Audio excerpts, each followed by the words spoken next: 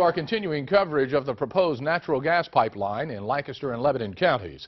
News 8's Mike Straub walked the route to find out why some landowners are upset.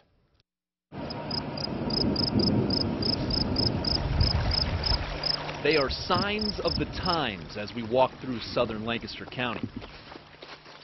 We found this sign in front of Larry Sinclair's Mardick Township home. I'm born and raised here, and this right down the corner here is Fishing Creek, a cold waters trout fishery, and I moved as close as I could get because it's the wildest place for 100 miles. And many people here don't like the idea of a 50-foot wide path through their woods, such as the one you see in this example of a finished natural gas pipeline path.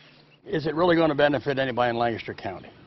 And they have a lot of different plans, backup plans. They move it here, move it there, and it's wherever they can go with the least complaints, is what it seems like to me. Once the project is complete and all the earth is back on top, that completed pipe, it becomes more like a friendly neighbor because it's only buried about 36 inches below your feet. So there's only about 3 feet from you to all that natural gas. Even before we lived in the country, we didn't have to use. That doesn't sit well with Mark and Melinda Clatterbuck. This is land that has been farmed within families generation after generation after generation. And for us, it is irreplaceable. The Clatterbucks see the pipelines as an unfair burden on the people who just happen to be living in the pipeline's path. This gas does not benefit our township or our county or our state at all in terms of the, what's going to be flowing through these pipes. The Williams Company examined multiple routes before deciding the current path was the best possible option. If we can't avoid a certain area, then we'd minimize the impact to that area as much as possible using best management practices. And if we can't minimize, then we mitigate or compensate. It's in the Constitution, Fifth Amendment of the Bill of Rights. Part of it says, nor shall private property be taken for public use without just compensation.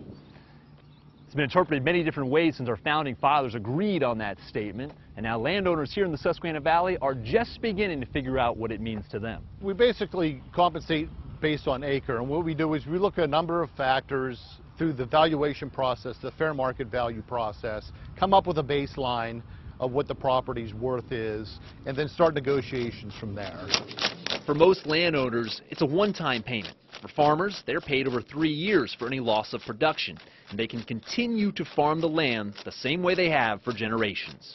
We want to focus on establishing positive relationships with these folks because we're going to be in an agreement with them for decades. Back at the Clatterbucks, Out in the middle of nowhere, their woods are not up for negotiation. if he had offered us $10 million to cut down that 1.5 acres of woods, flat out would have just kicked him out of the house. Like, there's no decision to be made. It's not about money. Halfway through our hike, still a few bumps in the road for everyone involved. Tomorrow night on News 8, Mike continues his journey. He finds some residents not opposed to the project and looks into who would benefit most from the line.